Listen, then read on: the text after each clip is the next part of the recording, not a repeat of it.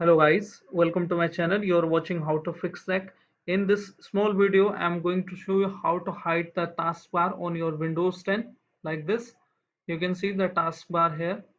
Now, you need to right click on the taskbar option and then click on taskbar setting, or you can see the last options.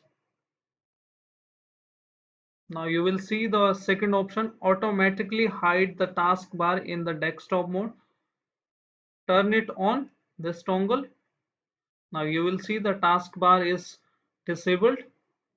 Now you will see, if you scroll it down, you can see the taskbar is disabled and you can use here all the screens.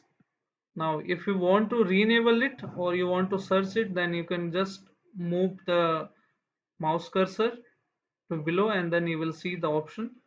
Now if you want to resume this option or you want to stable the taskbar option, go to same options and then hit this option off. You will see the like this. Now you can choose this option as well. This is the use the small taskbar buttons.